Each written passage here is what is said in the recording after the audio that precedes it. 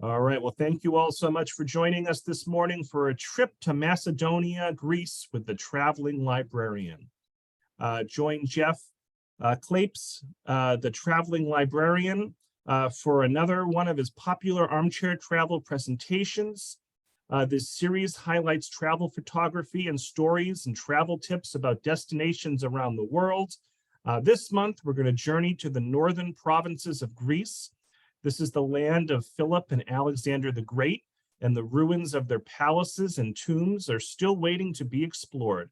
It's also the home of the beautiful I knew I was going to do this. Thessaloniki. I got that Thessaloniki. Thessaloniki. We even practiced it. Thessaloniki, Greece's second largest city and stunning mountain censer as we head inland toward the border with Albania. So Jeff is the recently retired head of reference services at the Beebe Memorial Library in Wakefield, and he is an avid traveler and photographer.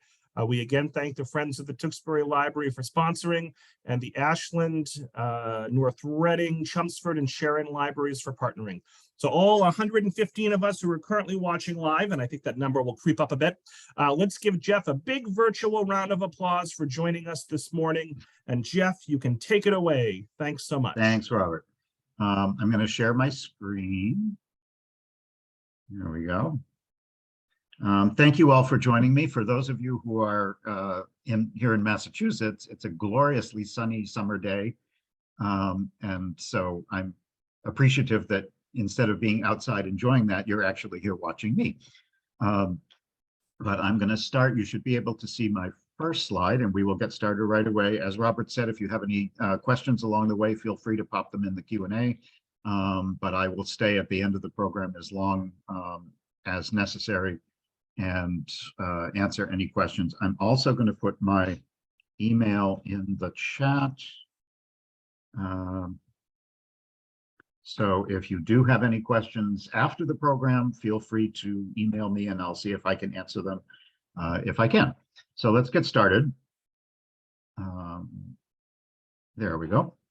This is a trip that I took 3 or 4 years ago, and it took about 2 weeks by car. And we're going to focus mostly on the northern part. If you can see my pointer, we're going to start in Thessaloniki. We'll head a little bit east, and then we're going to make a loop,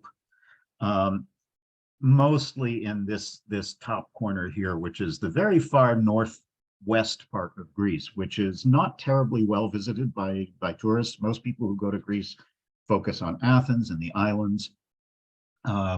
And this is an absolutely gorgeous part of the country.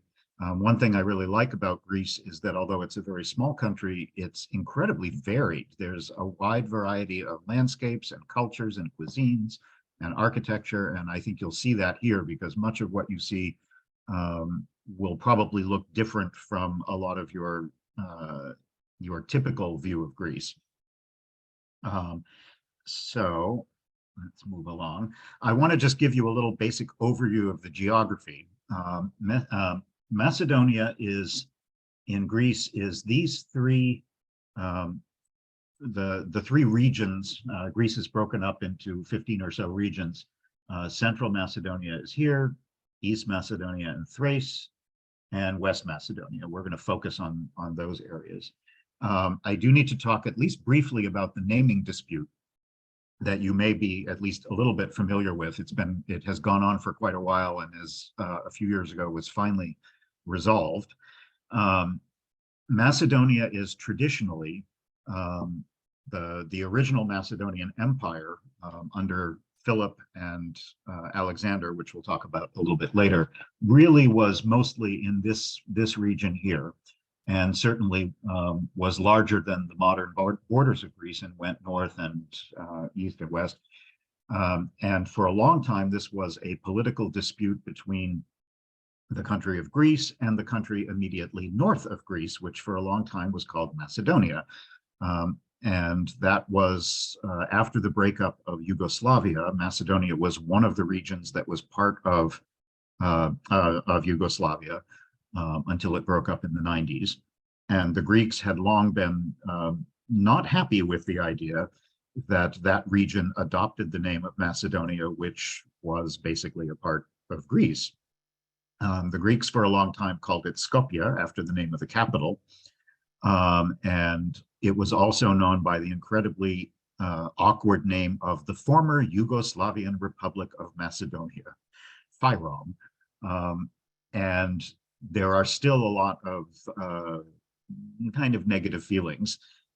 In 2019, so only 4 years ago, there was finally an agreement between the two countries, which is still controversial, but it has held, that country immediately north of Greece changed its name officially to North Macedonia. And that solved some of the problems. There are still definitely a lot of people, particularly in northern Greece, who don't think it should have any connection with the name of Macedonia because they feel Macedonia is uniquely Greek. So I won't go into that a lot today, but I do want you to be aware of the fact that it is still a political issue, even though it's been mostly resolved, at least officially, between the two governments and within the EU and so forth. But if you travel in this part of the country, it's important to kind of be sensitive to that dispute, because a lot of people in this part of the country will still refer to that country as Skopje.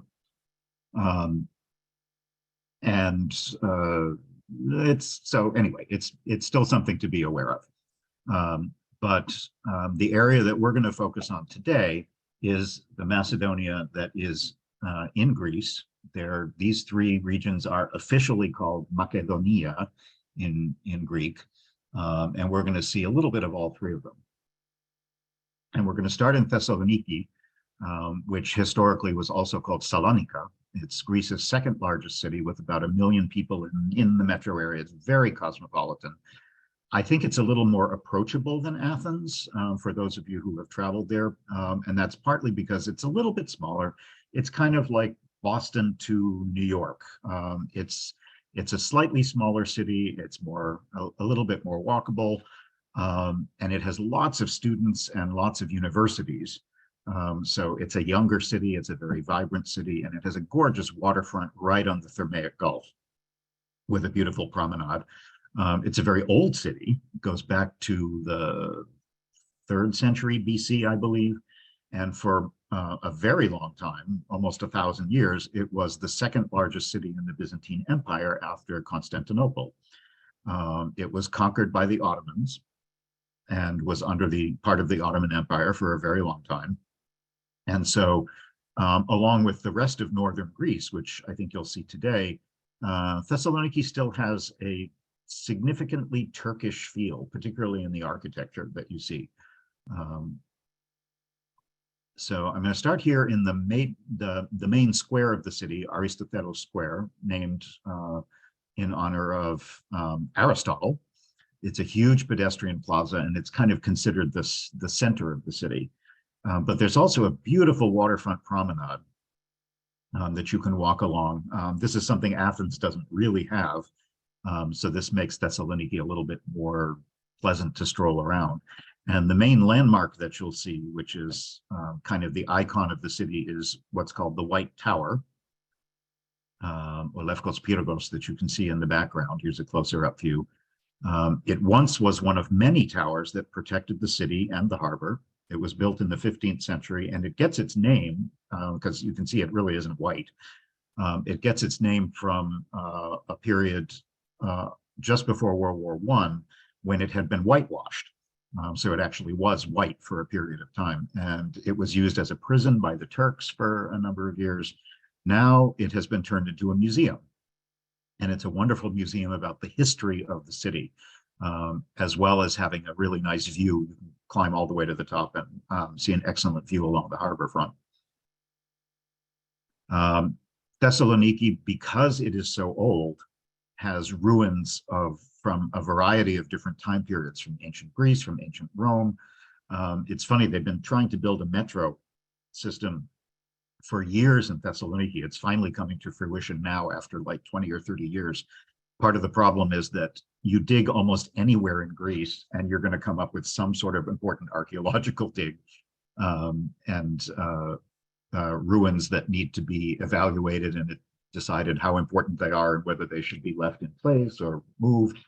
And there's controversy about that because in order to complete the metro, they have actually had to make the decision to move some of the finds, archaeological finds. So hopefully within the next year or two, the entire new system should be up and running, which will be very nice. This is another Roman era ruin, the Arch of Galerius. He was the emperor of the region during the Roman Empire, and he did a lot of building throughout the city. This is his triumphal arch. And a little bit close-up of some of the sculpture. At about the same time, this rotunda was built, and it's actually connected to the arch by a monumental road and the nearby palace. It's now the oldest Christian church in the city.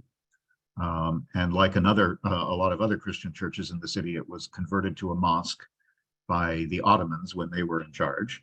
And they added a minaret that you can see on the left. It's quite beautiful inside. This is a little icon of St. George and the Dragon. And you can see the mosaics that are a mix of the time period when it was a Christian church and also decorations from the Ottoman period when it was a mosque as well. This is a good example here of the typical kind of architecture that you will see in much of northern Greece. You'll see it a lot this morning in this presentation. This particular building is now a museum to Ataturk, Kemal Ataturk. It's the house where he was born, even though it is in what is now Greece. He was the founder of modern Turkey when the modern nation of Turkey was born after the ruins of the Ottoman Empire in 1920. But his house is now a museum, and it is part of the Turkish consulate in Thessaloniki. But that style of architecture is very common, and you'll see a lot of it throughout the city. Here are some other examples. Much of Thessaloniki is flat as you get towards the water, but the hills behind it go up to the upper town, where there are remains of the fortress and the city walls, most of which were taken down in the 19th century, but some still remain. And you can see a very nice view out over the water. There are lots of little old churches and monasteries sprinkled throughout the city. Here's a good example. And they're just sprinkled in the neighborhoods. I found this kind of interesting. There's a lot of graffiti in Thessaloniki. This was a little bit more artsy than the typical graffiti.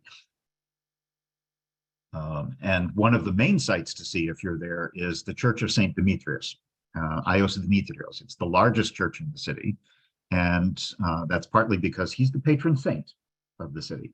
So this is a church that was originally built in the 4th century, but it burned down. There was a big fire in Thessaloniki in 1917. And so the church was almost destroyed and completely rebuilt after World War II, finished in 1949.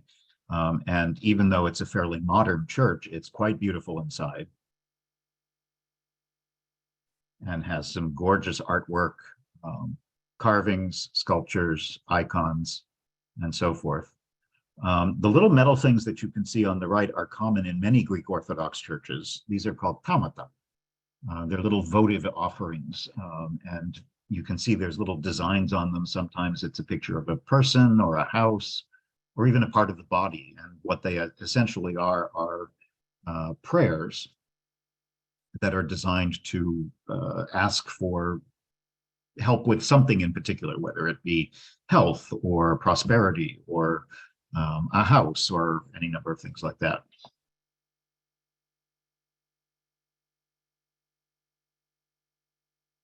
It's an absolutely stunning church. Greece has a lot of modern Orthodox churches that were built fairly recently, like in the 20th century, but the style is still very historic, very traditional. Underneath the church is a crypt, which used to be a bath in Roman times.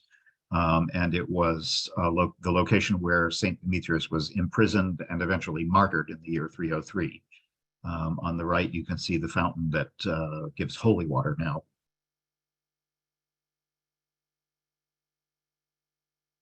And as you stroll around the city, you'll see a lot of Ottoman era buildings. This is a Turkish bath, a hammam, mixed in with all the modern architecture. This is one of the pedestrian streets, big avenues, the boulevards that run down to the sea. A nice thing that I really enjoyed about Thessaloniki is that almost anywhere you walk in the downtown area, you have a view down the big streets towards the sea, which is quite nice. The main market of the city, I love markets. Those of you who've been to my programs before know how much I love to go to traditional markets. And near the Aristoteles Plaza is the main market of the city, where you can buy all kinds of products, food, fruits and vegetables, meats, fish, household goods, and so forth. Spices, nuts, and of course, olives. I'm partial to Kalamata olives because that's where the part of Greece that I'm from. But you can see there's a variety of different kinds to choose from. Here's another one of the Turkish hammams, just mixed in with all of the modern architecture. Close-up of the roof. And here's a good example of a very traditional Greek concept that we don't really have in a lot of other countries, even in Europe. This is called a periptero, and it's a kiosk. Most neighborhoods have them. You'll find them every few blocks, and they sell everything. You can get newspapers, magazines, cigarettes, lottery tickets, chips, beverages to drink, ice cream, you name it, candy, all kinds of stuff like that. They're also a good place to get the local gossip. Every neighborhood has one, and people tend to go to a particular periptero that's close to where they live. Some more views of the main downtown areas. And as I said, a lot of these streets have been pedestrianized and have plantings and park and so forth. This is a kuluri cellar. These are wonderful for breakfast. They're bread rings that are covered with sesame seeds. They're kind of akin to like a pretzel, but they're crunchier. They're not soft. And they're quite delicious with breakfast. And you can buy them all over the street. The city has an interesting mix of architecture. I was surprised to see the Art Nouveau and Art Deco architecture that is pretty common in the city, much of which was built after different earthquakes and fires and so forth throughout different time periods in history. So you see a mix of different styles. Another one of the major sites is Hagia Sophia, which means holy wisdom. There's a number of churches throughout Eastern Europe called something similar to Hagia Sophia. And it's one of the most important churches in the city, built in the 8th century, and it's modeled on the Hagia Sophia that's even more famous in Constantinople, now Istanbul. And like many of the other churches, it was at one point turned into a mosque. Here's another view of the outside. And the interior, which again, like all of the ancient monuments in the city, is just exquisitely decorated with carvings, real marble, and painting to look like marble. This is a much more recent Orthodox church. This, I think, was built within the last 30 or 40 years. And again, you can see it's an excellent example of a modern building that is built completely in traditional style. Unlike a lot of the churches that you see in the United States, which can be built in very modern style, regardless of the denomination they are. Many of the modern Orthodox churches still have a very traditional style to them. And you can't talk about Thessaloniki without talking about Alexander. We're going to talk about him a little bit more as we go along. This is a famous statue of Alexander the Great on the waterfront, not far from the White Tower that you can see here. There are all kinds of tourist boats that you can take around the area to see some of the coastline. And you absolutely must just stroll along the promenade, which is a good, at least a mile along the waterfront. and you'll go by many of the nicer hotels. Here's a good example of Art Deco architecture in the city. And eventually you'll get to the big Aristoteles Plaza, which fronts on the waterfront.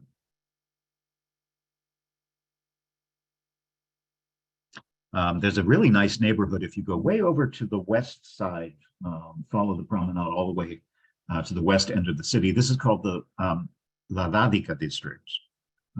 And it's called that. Lavo is the Greek word for oil, as in olive oil. And this was an area that used to produce and sell oil, so that's where it gets its name. And it's down near the modern port of the city, and it has a lot of restaurants and cafes and clubs and shops. It's a very nice sort of pedestrianized area where if you just kind of want to wander around and find a good restaurant, it's a good place to go. And because it's pedestrianized, it's very pleasant to stroll in. And much of it has been sort of gentrified and renovated, but it has little plazas like this. I loved seeing an actual kid wearing a beanie. You don't see that sort of beanie with the propeller on it very much anymore.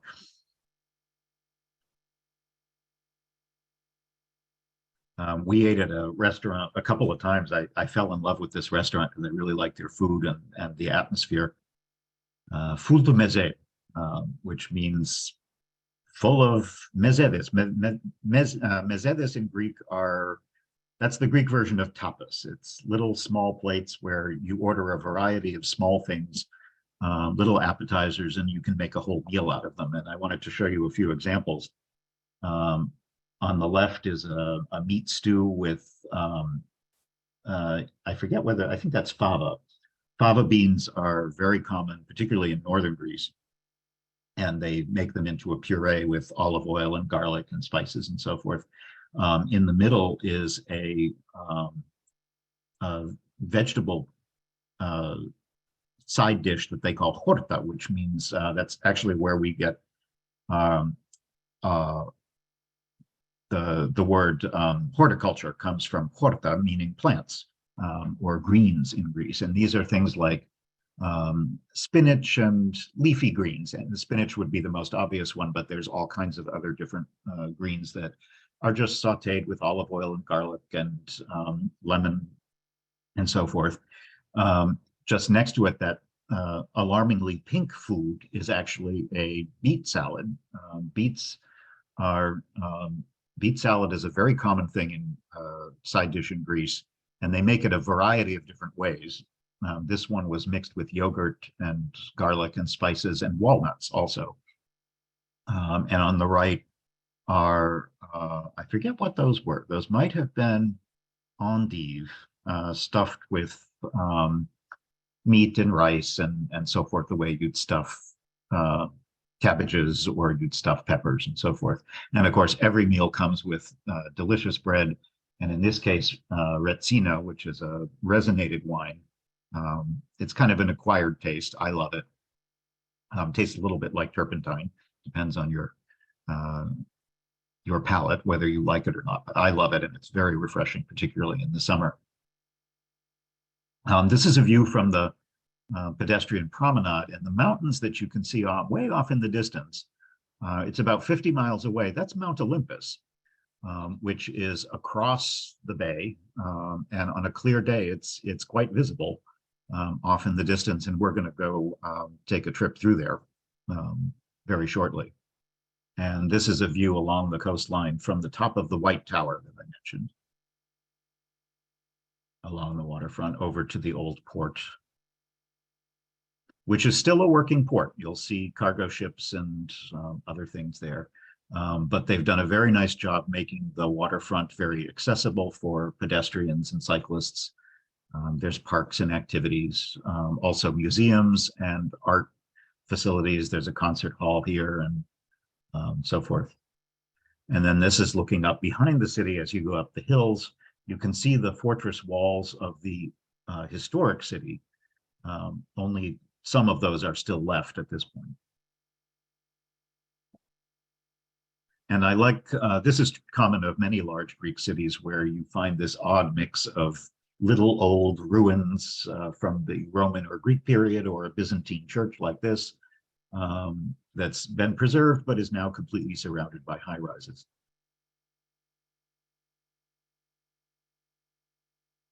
This is the old stock exchange. And again, another typical street where you can see right out to the waterfront. And at night, the Greeks have their version of the Italian passeggiata, where before dinner, you have a drink and you stroll along the waterfront, and you see and you're seen. This, I think I took this photograph only because this is the entrance to an underground parking garage for this modern apartment building, but they left the tree, so you have to kind of work your way around the tree to get into it.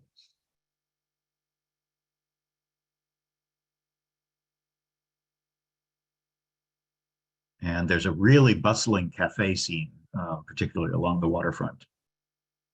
As I mentioned at the beginning, this is a very young city, so there's a lot of, there's universities and students everywhere, so the street life is very active. Here's a statue of Philip II, and he was the king of Macedon, the Macedonian Empire, for 23 years, until he was assassinated in 336 BC, and he is the father of Alexander the Great, who went on to be even more famous. And if you're interested in history, you absolutely must go to the Archaeological Museum, which has an excellent collection both of ancient artifacts and also from the Byzantine era. There's even a separate Byzantine museum if you really like that stuff. On the right is a very famous, what's called a crater, which was it's huge. This is at least, 4 or 5 feet tall. And it was found not far from the city. It dates to the 4th century BC, and it's a very famous what's called a crater, which is a vase where they mixed wine and water. For a long time in the ancient world, people did not drink wine straight. They tended to mix it with water to dilute it. And this was a ceremonial vessel that they used to do that. And there's a number of really amazing artifacts in this museum, as well as some superb mosaics from the area. But I'm going to leave the city, and now we're going to make a loop through the countryside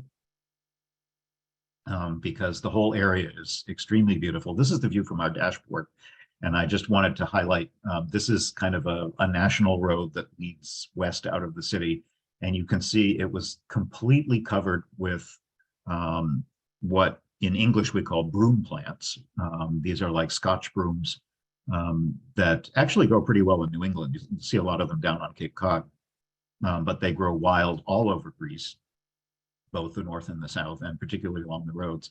And we were there in the spring, so the wildflowers were just gorgeous because it was a perfect time for them to be blooming.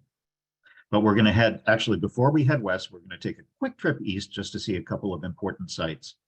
Kavala is a very old port city on the border with Thrace, Thraki. It's not huge, it's only about 60,000 people.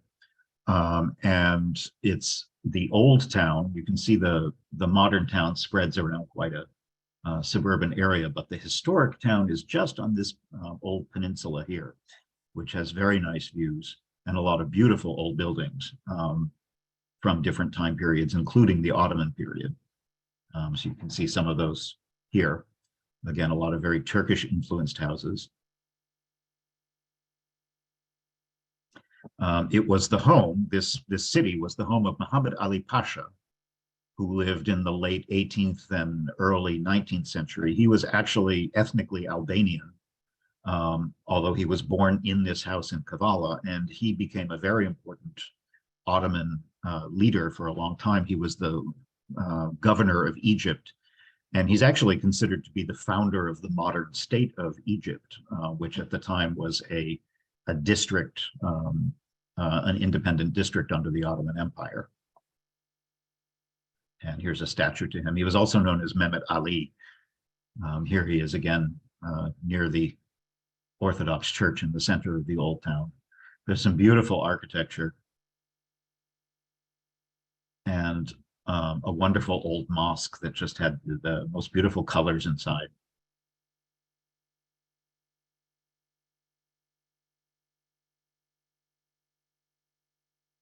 I stumbled upon this view, which I just liked because it had all three primary colors on three separate buildings. So that it was very pretty. And up from the top of this little peninsula, you get a wonderful view along the modern city of Kavala, which is not as interesting for the tourist because it's mostly just modern buildings. But you get a nice view out over the harbor. And also a view of the aqueduct. This is not ancient. It was built in the 1500s. And it was built under Ibrahim Pasha, who was one of the Ottoman leaders. He was the Grand Vizier of Suleiman the Magnificent, actually, who was one of the most famous sultans during the Ottoman Empire.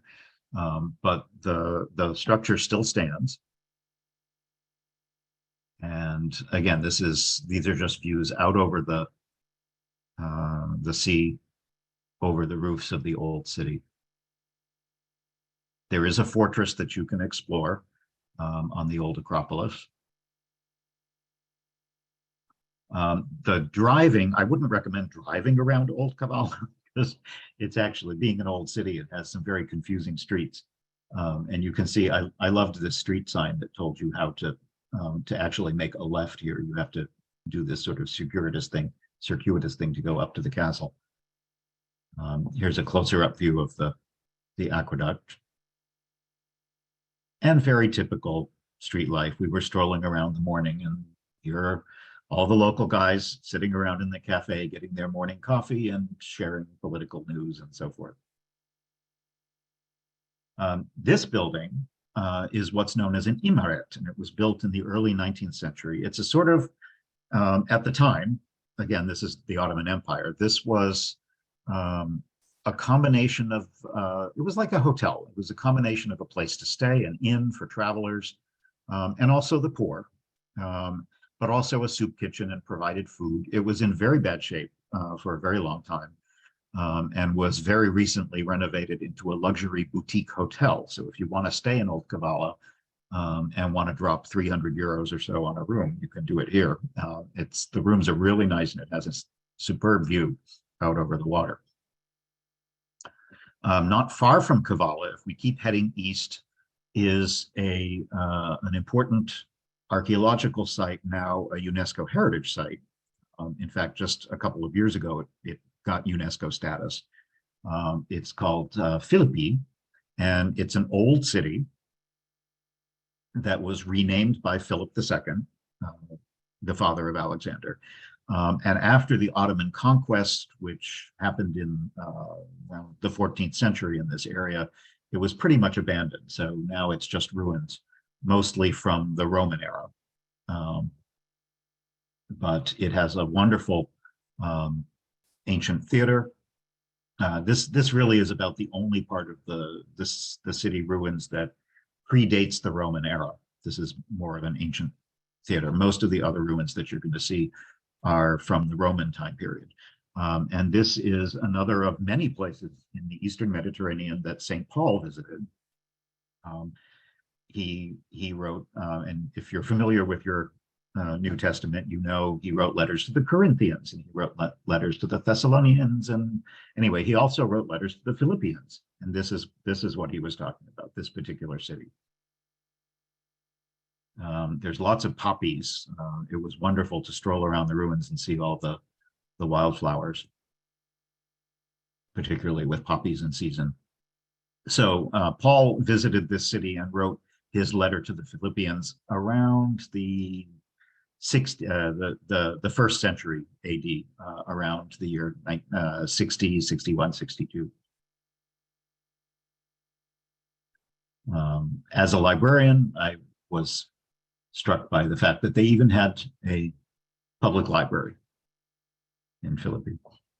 And here, this is actually, this may not look like much, but it's archaeologically very important because it's a mosaic that actually makes reference to, if you can just see here, that says Pavlo, referring to St. Paul, his visit to the city. The countryside around the area is just gorgeous in the spring. We were there, oh, I want to say May, roughly about May. And it's a perfect time for Greece is at its best, I think, in the spring and in the fall, when the wildflowers are in bloom. The weather is pleasant. There's not as much. The prices are lower. It's not as crowded as it is during the summer. And now we're going to turn around and head west and make a quick loop before heading back to Thessaloniki. So here's 3 more ancient sites on what was once the plains of the Empire of Macedon. And we're going to quickly visit 3 of them. One is called Pella. Then there's Vergina here. And way down here as we head toward Mount Olympus in the south is another one called Dion. And I should point out that 2,000 years ago, Pella, which you can see here where those little stars are, they were actually on the water. The Gulf here, the Thermaic Gulf was actually went all the way up into this area, and over the past 2 millennia, it has gradually silted up and filled in since that ancient period. So now this is all very flat, fertile land. But 2,000 years ago, when Alexander and Philip were here, this was actually a port city. And Pella is well worth visiting. It's only about an hour from Thessaloniki, easily accessible as a day trip. And it has some excellent ruins as well as a superb museum. And I think it's worth pointing out at this point that Greece has been doing this for past 20 years or so, and I think it's great. They've been decentralizing a lot of their museums.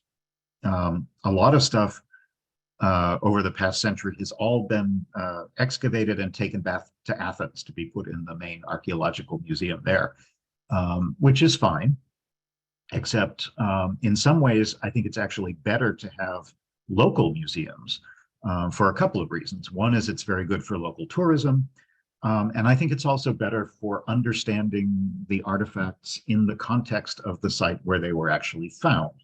So here, Pella has this beautiful museum that is full of artifacts from the city of Pella, and it makes it it's a smaller museum, so you don't have to feel like you're spending 3 hours with your legs getting tired, getting overwhelmed by too many things. And everything that you're seeing is connected to the place that you're in. And I just think it's a better museum experience because it gives you just a better context of where the items were found and how they connect to the place that you're standing in. So Pella, being an important city in the Macedonian Empire, it was a place where the palace was. You can still see the ruins of the palace, and in fact, they're still being excavated, but they have just incredible displays of artifacts that were discovered here at the site. Here's a gold crown of olive leaves. And you can stroll around the extensive ruins, which are not just of the city, but also of the palace. During Alexander's time, this was the capital of Macedonia, the Macedonian Empire. And most of the palace that you can see is from the 4th century BC, the 300s. And that complex lies slightly to the north of where we are now and is still being excavated. So you can see it more from afar than actually wandering through it. But there's a lot of wealthy mansions and public market areas where you can get a sense of how the city was laid out. And there are some beautiful mosaics that are still in their original locations in the houses that they were originally part of. The ancient agora or forum was enormous. It's like a quarter of a mile on each side. And here you can see there would be a central plaza in the middle, the stoas along the side, which would have been covered areas with columns. And then each of these little alcoves would be a workshop, a store that made or sold different kinds of products.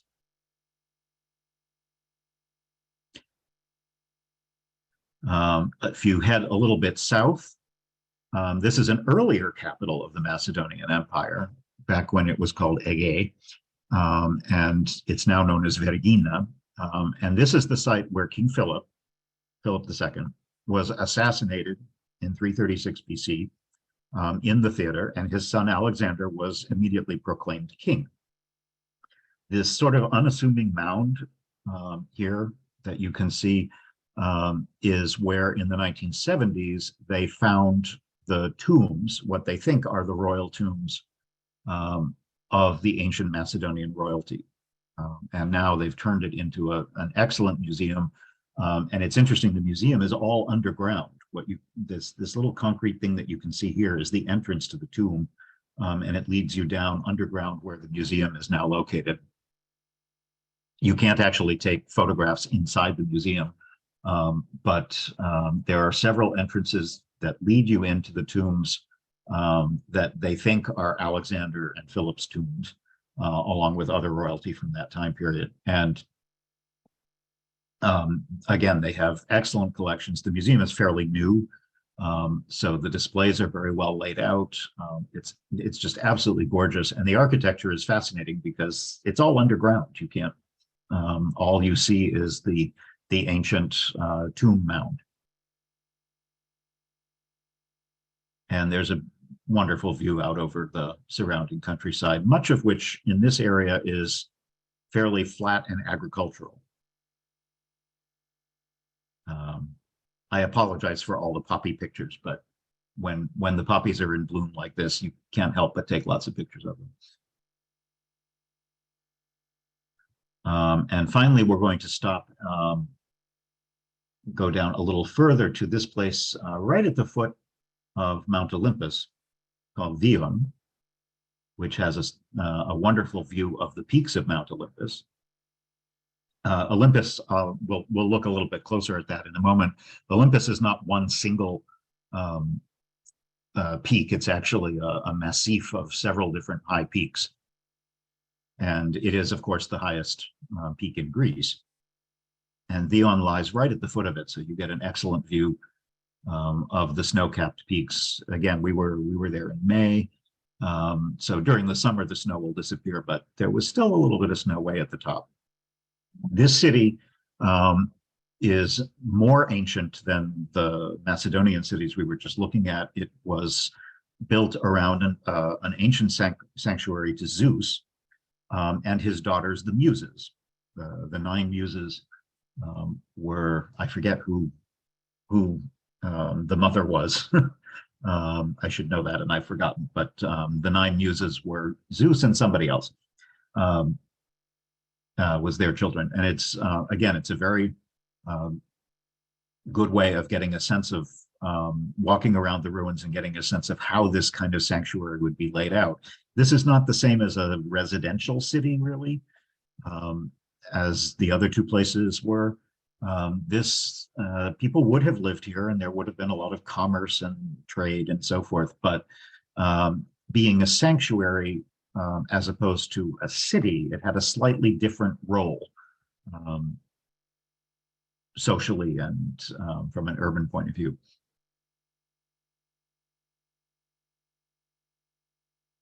But it's a very pleasant place to go to. And I should point out, all 3 of these important sites are not very well visited.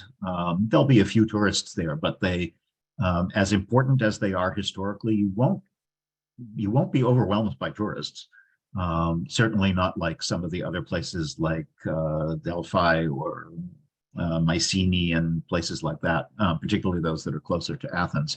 So you're very likely to be able to visit these sites and have them almost to yourselves. Here's a public toilet, very public back in those days. And even some of the original streets have been excavated, and you can walk on them. This unusual looking thing is not a toilet, although it might look like one. These are measuring stones, because people who visited here would conduct commerce and trade, and these different sized holes were designed to consistently measure quantities of goods. Liquids, grains, things like that. But it's a fairly large site. And again, no matter where you are, you can see Olympus in the background. So we'll take a look at Olympus, which is the highest mountain in Greece, about 10,000 feet or so. But it seems bigger because it's only a few kilometers from the Aegean. So it gives the impression of being much higher than it really is. It's very prominent. And of course, as you know, it was the home of the mythological Greek gods. And you can see a little bit better from this topographical view that it is not a single peak. It looks like it might have been a volcano because it's got this big crater in the middle, but it actually isn't. It's a sedimentary a sedimentary mountain. And it is now a national park, Greece's first national park, in fact, going back to 1938. And it's a beautiful spot for hiking, drives. You don't necessarily have to be an intrepid hiker. There's a lot of country walks that you can do that are not very strenuous. Climbing to the very peak is a big deal, but there's a lot of places that you can hike that are much more accessible. We stayed in a town called Litochoro, which is a very useful base for exploring the area. Not very big, only a few thousand people. And although it's not on the water, it does off in the distance, a few kilometers away, it has a beach resort that is part of the town as well, if you prefer to sit on the beach. But like the other places I've shown you, it's very Turkish in style, very Ottoman in style. And we stayed in this nice old guest house that had a very Turkish feel to it. Most of the places that you can stay, if you like this more traditional guest house, are very inexpensive in Greece. You can easily find one of these for under $100 US for two people with a homemade breakfast and private bathroom and so forth. Greece is definitely even now a very inexpensive place to travel. And Litochoro is a wonderful spot to stay if you want to visit this area, because there are some shops and restaurants. There's not a whole lot to do there, but it's a very pretty town, and it's very accessible to the foothills of Olympus, where you can do a lot of really nice hiking. And there's some pleasant architecture, the old church. But the big advantage to the town is how close it is to a lot of the best hikes in Olympus. Now, again, you could, if you're an experienced hiker or mountain climber, you can actually make it to the top of Olympus. But that's a pretty intense hike, and not something you're going to do in a day. But this gorge that is very close to Litochoro is great for taking walks just for the afternoon if you want easy day hikes. This is me in another 30 years or so sitting in a little Greek village watching the world go by. They also had a public library, which was not very impressive and was closed at the time we were there. And again, very typical Greek street life, mostly men, smoking, drinking coffee, having a cocktail, and discussing the news of the day.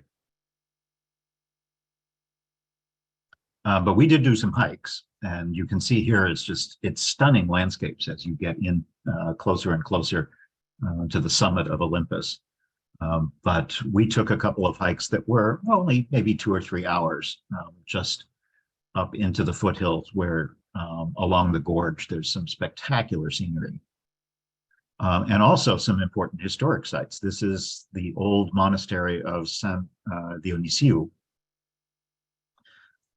which still has a handful of monks. Many of the monasteries that you'll find throughout Greece, they're still working monasteries, but a lot of them have dwindled down from, scores of monks to now having 5 or 10 at most. This one is even partly in ruins. I liked this sign because we were walking under an area where there was some falling rocks, and they said to just walk quickly. If you ever are in Greece, whether driving or hiking, and you see signs that say falling rock, they're serious. There is a lot of falling rock in Greece. So when you see those signs, they're not kidding. But as you can see from this is not a particularly strenuous hike. but it does take you into some beautiful countryside. And even if you don't go to the top of Olympus, you get a sense of what the national park feels like. It's beautiful.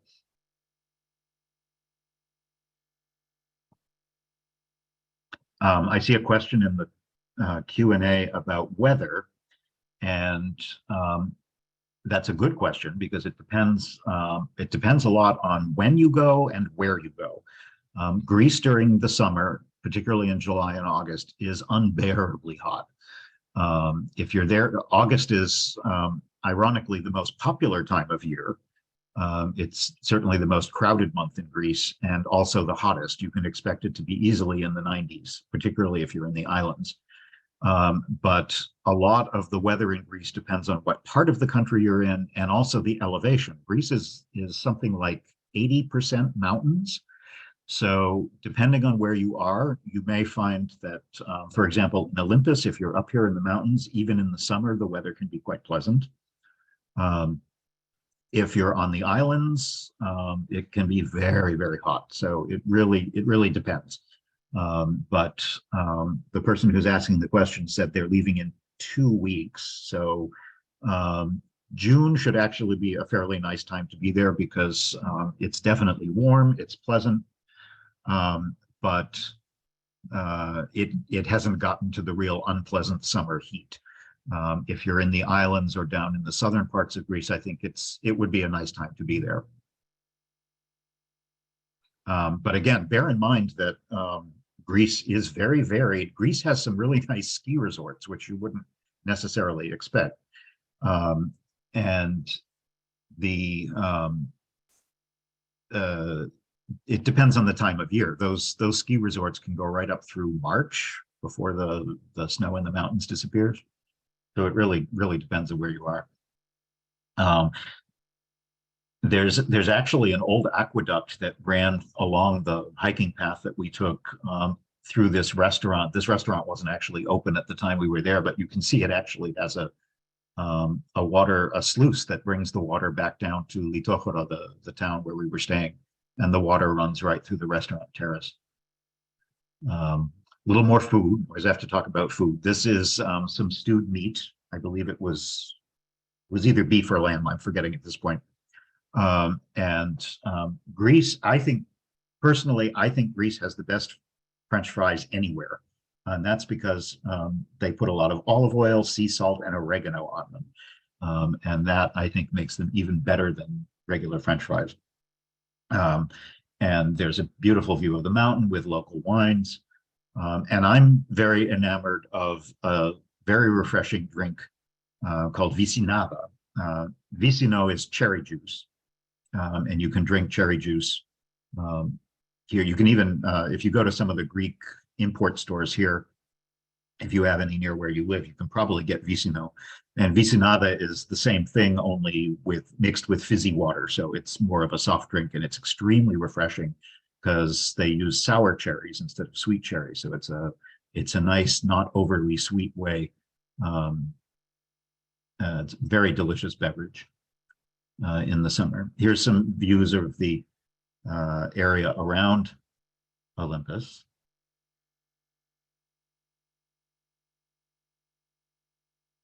We made a tour around the foothills of the mountains and then headed north. And I'm going to take you up to Kastoria, which is another town that's in Greece. It's very well known, but to international tourists, they don't usually get up to this part of the country. It sits in the middle of Lake Orestiada, which you can see here. Kastoria is on this peninsula that kind of sticks into the middle of it. The name supposedly comes from kastoras, which is the Greek word for beaver.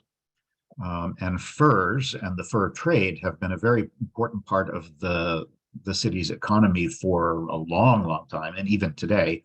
Although these days, most of the furs are actually imported, they're not local. And we stayed, again, we're way up in the north. So the guest house that we stayed in was an old mansion, one of two that were built next door to each other by two wealthy merchant brothers, and now restored as guest houses. So they have a nice view of the lake and they have beautiful gardens. The interior was decorated in the most beautiful old Ottoman style with antiques, fabulous homemade breakfast buffet, and a view out over the lake. Because these were wealthy mansions, they had several stories and big public rooms and then guest rooms, original bedrooms on each floor off of the main rooms. If you travel to Greece, I highly recommend staying in these kinds of places instead of big international hotels. It's just, not only are they less expensive, but they're just, the atmosphere is so much nicer, and you're much more likely to get, you'll have all the modern conveniences, but you're much more likely to get delicious homemade food, local recommendations, and it's just a wonderful way to travel. This was our bedroom. And here's a view of the building from the outside. So again, this is one single house. And because Kastoria was a major fur trading post, there were a lot of fairly wealthy people there centuries ago, and they built mansions like this, along with a huge number of churches. And I'll show you a couple of those. It has a wonderful old town with lots of little narrow streets and all these traditional Ottoman style buildings with balconies over the streets. And endless churches. In fact, well, not endless, but a lot of them. Originally, the city had 72 churches from the Byzantine era. There are about 54 of them that still survive into the 21st century. Most, not all, but most of them have been restored. And you can do all kinds of walking tours around if you're interested in Byzantine architecture. After a while, they tend to kind of look the same. So you may want to choose a few select ones to visit. But as with most Orthodox churches, you'll see there's what's called an iconostasis, which is different from what you see in Protestant or Roman Catholic churches, where there are images of the saints and usually carved in wood, often gilded, and depending on the time period they were created in, they can have incredibly elaborate decorations. But Kastoria is a gorgeous city to stroll around in, with all of these beautiful buildings and parks. And because it's right next to the lake, you're always aware of the water. This is we're way up in the north, so it's a very mountainous area. The mountains are always off in the distance. This is actually our guest house here, and the corresponding building that was built by the brother next door. They look identical. And you can walk around the lake. This is a grebe, which in Greece is called a skoufovoutichtari. I can spell that if you want. And there's a lot of waterfowl on this lake. Things like pelicans, grebes, loons, all kinds of waterfowl like that, geese. Lots of pelicans. And many of the old mansions have been converted into guest houses, and also many of them have been converted to museums. So if you're interested in learning more about the history of the city, or what it's like to have lived in one of these houses during its time period, definitely visit some of the museums. There's also a mix of more modern architecture from the neoclassical period, most of which in Greece, when I say neoclassical, we're talking really about after World War I, so like the 20s and 30s. And the lake is a major part of what makes Kastoria so beautiful. That and its churches. Here are some of the churches. Obviously very Byzantine in style. And when I say Byzantine, we're talking about that was a period of roughly 1,000 years, from like 3rd or 4th century AD up until the Ottomans conquered and defeated the Byzantine Empire. So that was 1453. But most of the churches, the Byzantine churches that you're seeing, are probably from, say, the 12th, 13th, 14th centuries. A few might be older. There were, of course, because this was controlled by the Ottomans, there were a lot of mosques, although at this point only one mosque remains in the entire city, and it is in ruins. More churches. Just want to give you an idea of what the atmosphere is here. And you must stroll around not just the city, but the lakefront, which has a very beautiful promenade, looking up at the mountains, walking by all the mansions.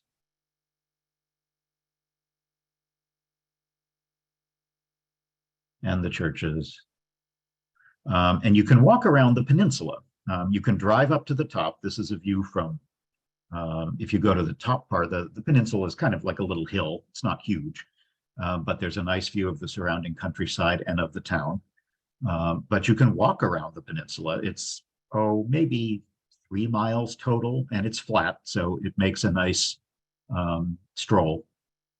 And most of the peninsula outside of the town itself is a park. So it's a very relaxing place to go cycling, to look at the waterfall. There's a lot of boating that you can do, and it's a very placid lake, so you can just go rowing or sailing or kayaking. And then when you get back, you can stroll the city again and find a good place to go eat dinner. Not far from Kastoria, on the south side of the lake, is an unusual thing. This is very un-Greek looking. Only about 15 minutes away from Kastoria. It's a recreation of a Neolithic lake settlement, because this whole area was settled long before the ancient Greeks were there. And this is from anywhere from 7,000 to 10,000 years ago. So obviously this is a reconstruction, but there is a working archaeological site here. And they have recreated what the lake village would have looked like. These would have been built on stilts over the lake.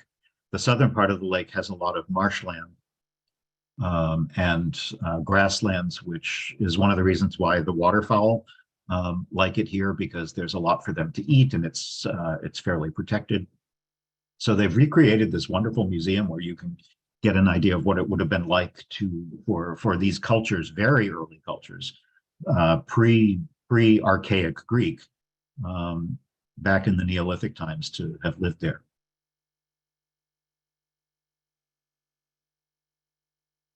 And we're going to end the program by going up to the very top northwest corner of Greece, to an area of great natural beauty. And it's where 3 countries come together. So if you can see here, this border here, this corner down in the lower right corner is Greece. Up this whole area here is what is now called North Macedonia, the country immediately north. You can see on this map it was still referred to as Fyrom. And then over here, to the west of this border, this is Albania. So all 3 of the countries come together there. And all the green area that you see is now national park. It's been transformed into a transnational wetland park. All 3 countries came together to agree on this, to preserve this area. Much of it is wetlands. There's some beautiful historic villages. It was once, for a lot of the 20th century, was an unvisitable military border area, and there was significant fighting in this corner of Greece during the Greek Civil War, right after World War II. But now it's a very nice place to visit for outdoor tourism, if you like hiking and boating and bird watching. I will point out this little village here, which is where we stayed, right on the border with North Macedonia. And there are 2 lakes called the Prespa Lakes, Big Lake Prespa and Little Prespa. And the lake over here is called Lake Ohrid, which is very one of the most popular places to visit in North Macedonia. There's a town that on the north coast that is off this map. That's a very important place to visit if you ever go there. So to show you the village where we stayed, this is a tiny little village, only a couple hundred people, but it's a very good base for exploring the area. And it is literally on the border. with North Macedonia. In fact, the ridge up here, the hills above the city, that's where the international border is. And it has some stunning Byzantine churches. This is an 11th century one. And most of these Byzantine churches have unbelievable, well-preserved frescoes. These are not mosaics, these are painted. So they're frescoes that are several hundred years old in beautiful condition. And this was the guest house we stayed in, which was really, really nice and comfortable. Here was our room with its own fireplace, homemade breakfasts again.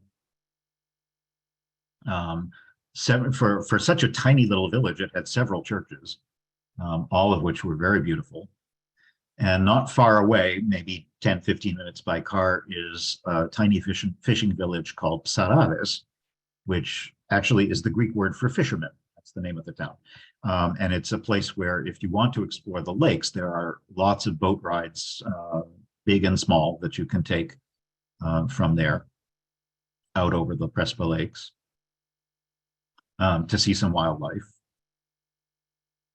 This is not wildlife, obviously, this is just cows, but and you will see lots of cows and goats all over this area. But if you're into bird watching, particularly water birds, the Prespa Lakes are an important place where many of these birds spend the summer. A lot of them are migrating from Europe to Africa, and this is an important stopping point along the way. And boat rides are really fun because along the coastline of these lakes, there are a number of old hermit chapels from the Byzantine era where medieval hermits lived to get away from it all. And you can actually stop and explore some of them. But the bird like pelicans in particular, there's lots of pelicans in this area. And so we took a boat ride just with a guy who spoke absolutely no English in a tiny little boat. And he took us around some of the areas not far from on the Greek side of where we were. The air looks very smoggy in this particular photograph because we happened to be there, unfortunately for us. It was a month where a lot of dust had come across the Mediterranean from Africa. That happens at certain times of year, and the seasonal winds carry dust particles. This is not pollution, this is just dust in the air. And depending on the time of year, you can end up getting some of that. And it didn't really, didn't cause any problem for breathing or anything like that, but it made the sky and the atmosphere just a little hazy. So it wasn't quite as good visibility as you would normally get. But yeah, we were in just a tiny little, basically a rowboat with an outboard motor on it, and he took us around to some of the areas along the cliff sides. You can go hiking all around the Prespa Lakes. Here is a good example of one of those cave hermit dwellings, which has a little church, a dwelling for the hermits, and it's accessible really only by boat.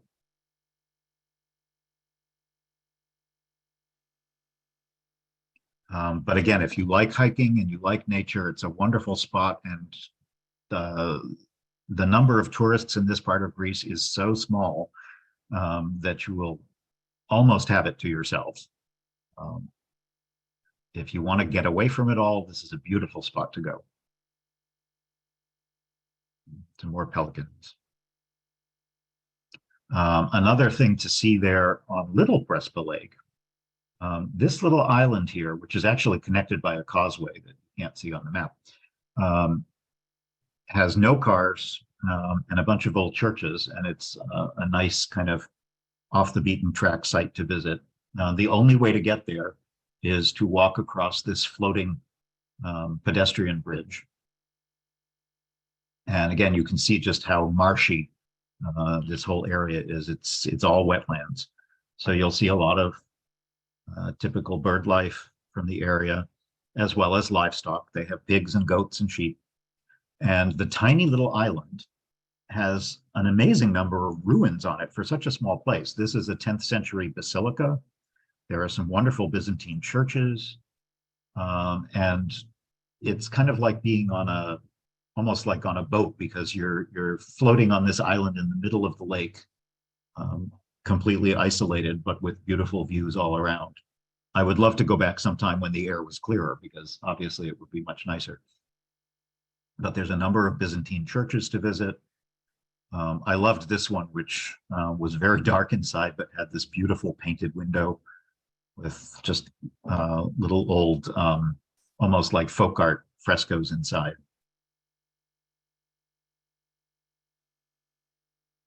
It's very rural. This whole part of Greece feels like you're just far away from everything. And it's because basically you are very far from anything. We stopped. I would have bought some of these beans. Beans are popular all over Greece, but particularly in the north, where they grow a lot of different kinds of beans in the region. They grow lentils and all different sizes. There are red lentils and green lentils and chickpeas and fava beans, and a kind that I particularly like called gigantes, which comes from the word where we get our word gigantic from. And these are the really big beans. They don't really have gigantes here in the United States. The closest thing would be butter beans. You may have seen butter beans. They're like really, really big sized lima beans almost, with a slightly milder flavor, and they're very popular in Greece. I would have bought some, but we didn't have any place to cook them. But we did go back to our village, Ios Yermanos. And again, just as a reminder, this is the border with North Macedonia, just above us.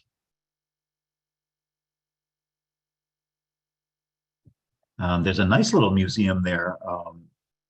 You wouldn't expect a museum in such a tiny little place, but they have this, they turned an old restored mill with its original water chases into a museum of hydrology, so you can see how the original mill would have worked. Here's some more churches in the town. I think there were at least 10 Byzantine churches, which is kind of amazing in a village of so few people. And interestingly, for such an out-of-the-way place, they had a very chic little downtown. The platea, the central square, had these really kind of trendy seating where people just hung out with a drink. These weren't connected to a particular restaurant. They were just there for the villagers to sit in. But we did, here's some more food just to show you the kinds of things that you would eat here. On the left are piperia, which are red peppers, and they're sweet. These are not hot peppers, but sweet peppers from Florina, which is a town a little bit to the east. And also fava beans, which are just like the fava that you'd get here in the United States, but they puree them and serve them with, often with onion, garlic, herbs and spices, and certainly olive oil. And then on the right is a pie, pita. The Greeks eat all different kinds of pitas, spanakopita with spinach, tiropita with cheese. This is a nettle pie. Nettles are kind of like thistles, and they grow wild. You don't eat the little spines, obviously, but it's kind of spinachy with a slightly different flavor, and they cook it in a phyllo pie like that. And here's just some more views of the very peaceful and quiet village. At night, boy, is it quiet. There's really nothing to do but go have dinner, have a drink, go back to your room, and read next to the fire. So I will end the program here in the middle of nowhere in northwestern Greece. And I will turn off my screen share and then make sure that we catch up on all the questions that we might have had. So thank you. Got my share. Let's see. Just take a look at the questions.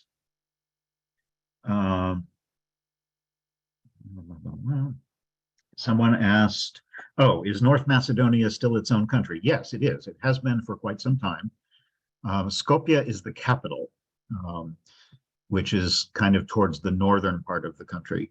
And the Greeks, because the Greeks did not like them using the name Macedonia, the Greeks for a long time, and even today, still often refer to the country, refer to the entire country by the name of the capital. They just call it Skopje. But Skopje is the capital today. And yes, it is an independent country made up part of what was once the former Yugoslavia that has now broken up into, if you can remember them all, the largest is Serbia, Slovenia, Croatia, Kosovo, Montenegro, and what is now North Macedonia. Those six countries, is that six, were once all together as Yugoslavia, and they broke up during the 90s during all the wars and at various different times. Kosovo, even today, is still not recognized. That's the one that's still contentious because Serbia and a number of other countries have still not recognized Kosovo's independence. But North Macedonia has been independent for quite some time, and it was only the name that was the problem because the historic province and empire of Macedon was mostly in what is now Greece. So the fact that this neighboring country had kind of tried to, from the Greek point of view, they had co-opted the traditions and the history and the glory of the Macedonian Empire, when really it had nothing to do with that particular geographic area. But again, it has been, for the most part, resolved, and the country is officially, internationally now known as North Macedonia. It is independent, and Skopje is the capital. Someone asked about the long name for Greek. Yes, a Skufo Vutihtari. I forget what Vutihtari. I don't know officially, but I'm drawing on my Greek.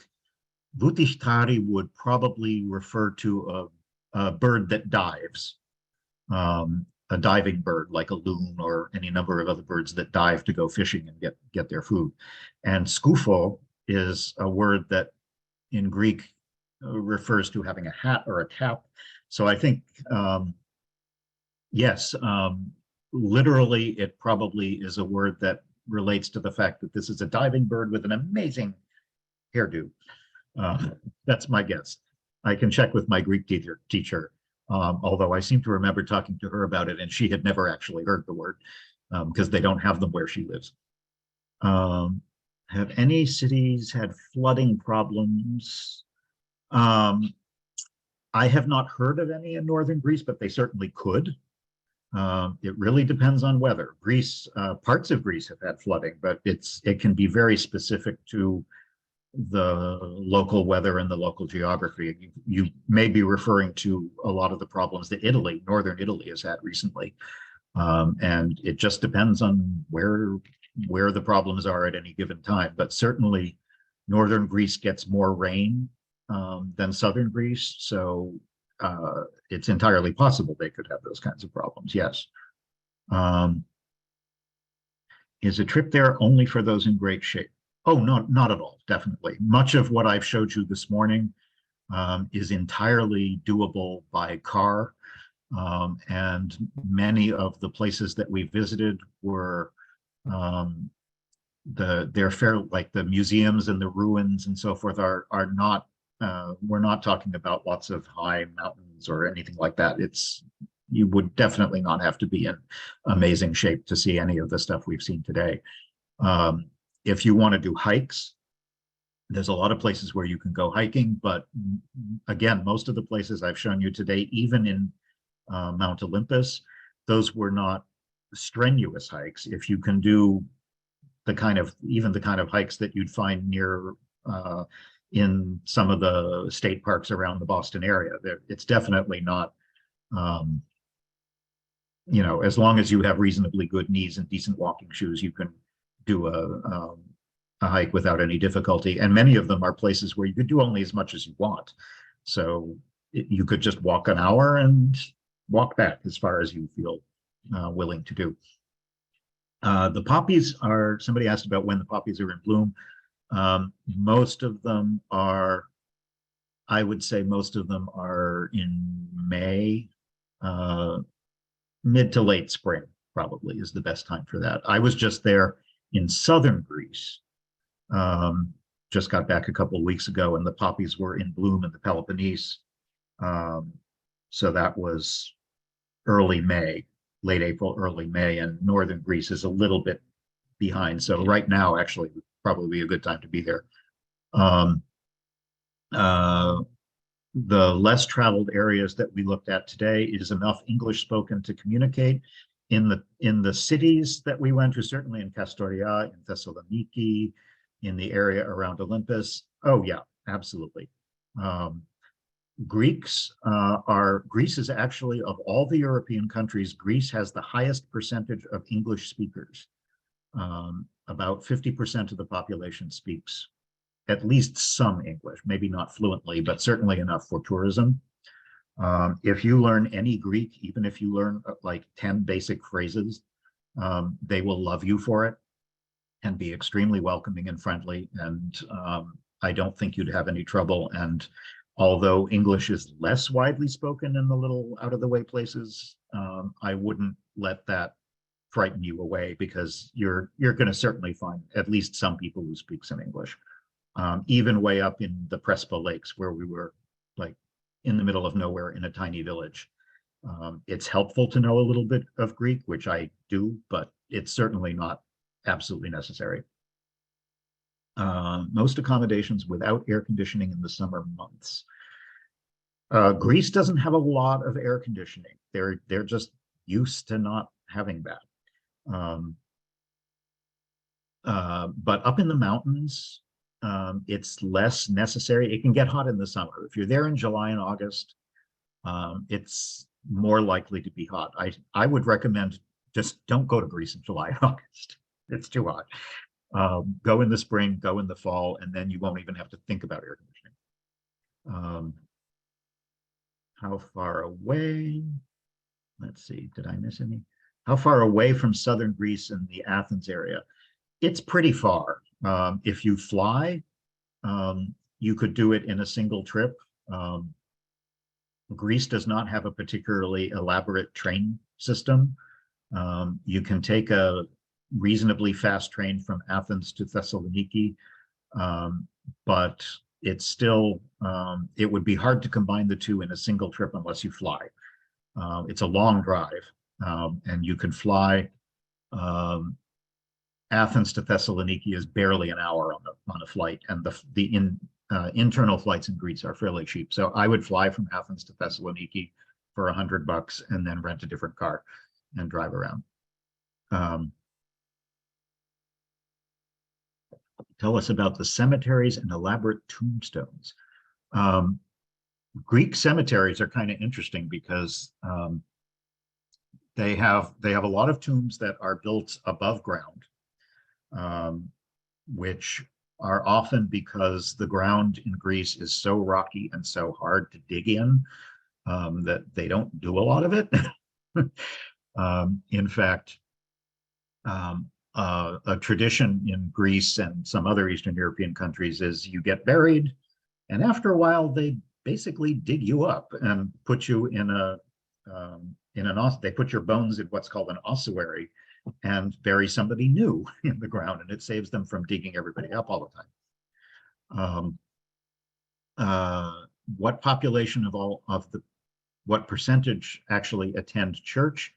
That's an interesting question, because the overwhelming majority of Greeks, like 98% of them, are Greek Orthodox, and the religion is still a very important part of traditional Greek life.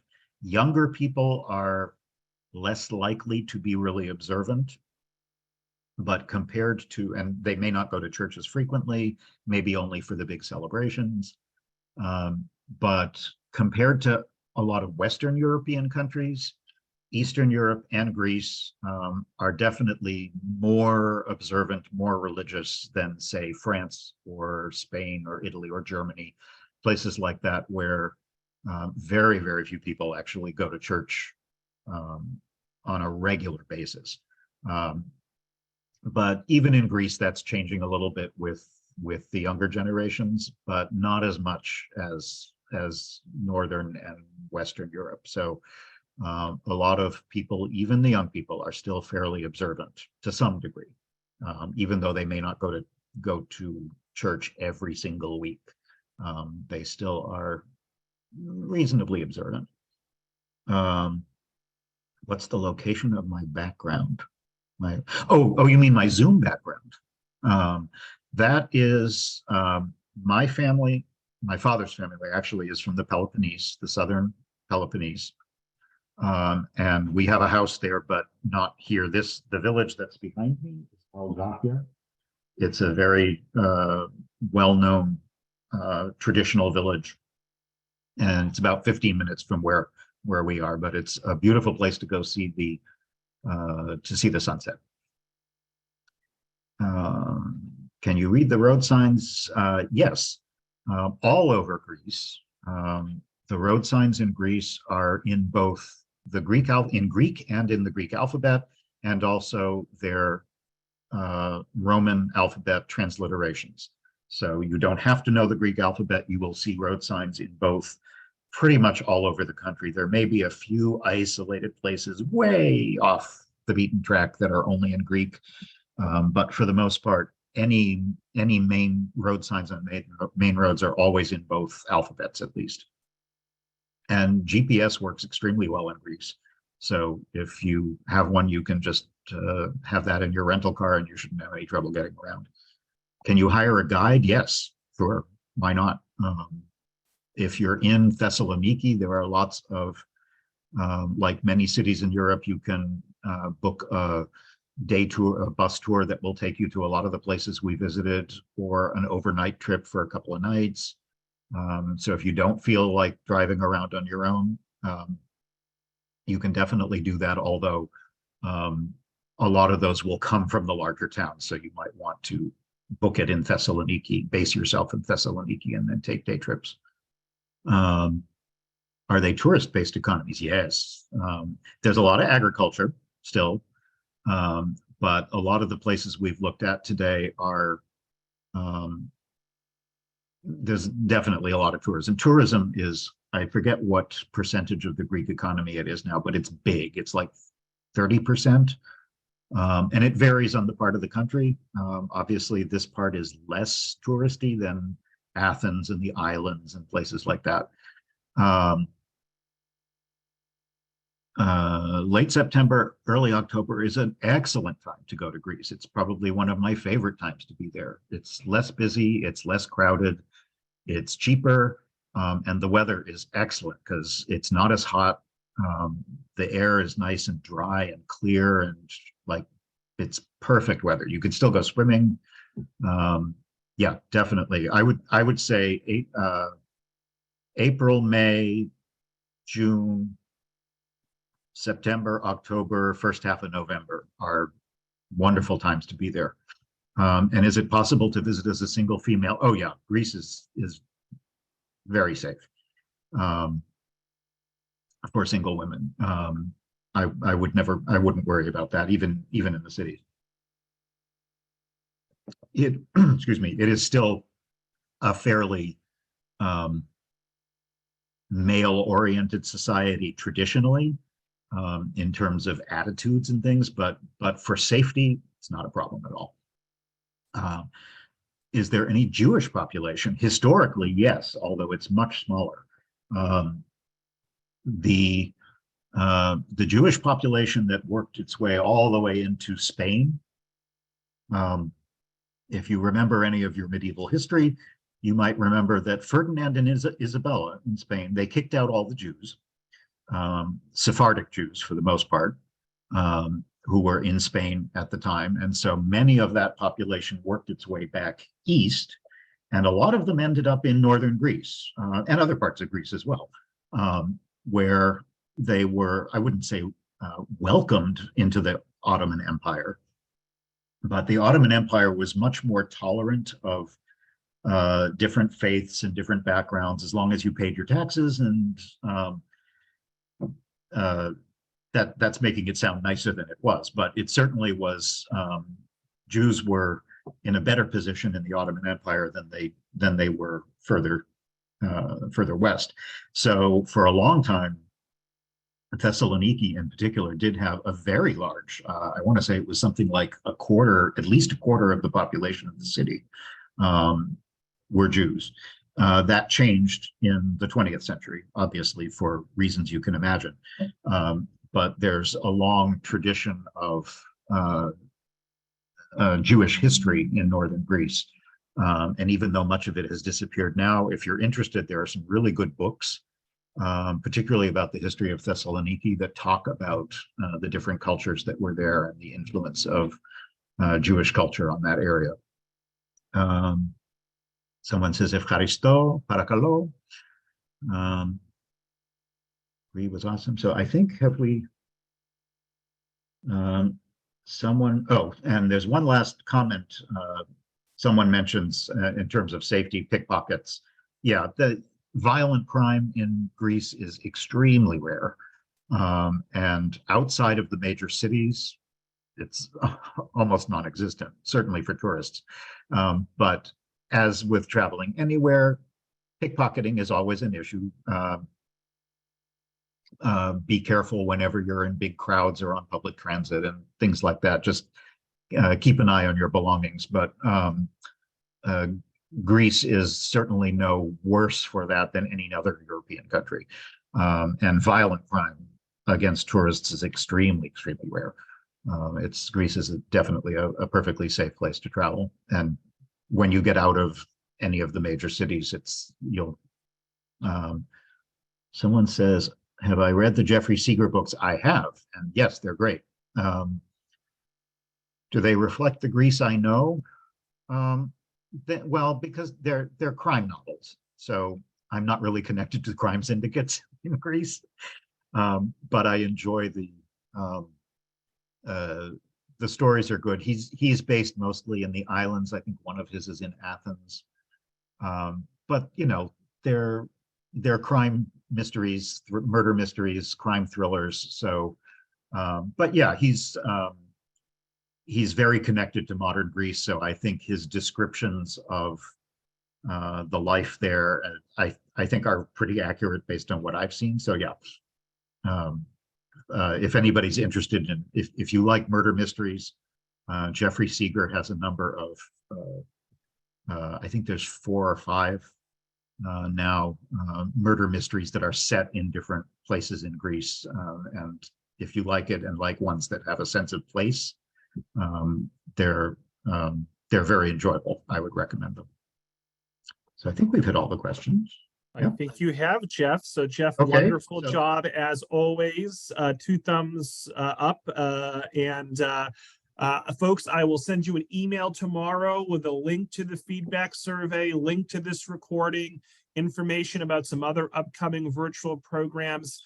Jeff's going to be traveling a bit in June, I believe, but we're going to host him. I think we're saying August, Jeff. We're going to find a date for sometime you in August. So Jeff will be back in probably a couple months, and we'll get things rolling again. In the meantime, we're doing armchair travel presentations just about every Tuesday morning at 10:30 Eastern via Zoom. So stay tuned for those. Jeff, any last words before we wrap it up? No, thank you for, I love sharing Greece with people, particularly the parts that are a little off the beaten track that lots of people don't know about. So I hope you appreciated going to an area that's lesser known. Robert, feel free to include my email in the message you send out tomorrow, because if anyone has any questions that you think of after the program's over, feel free to shoot me an email and I'll help you out if I can. And also, yes, I will be back in a couple of months. So if you have any requests, I can't guarantee I've been there, but if I have a program that's appropriate, tell Robert what kinds of places you're interested in, and we'll see what we can do. All right. Thanks so much, Jeff. Ευχαριστώ πάρα πολύ. All right.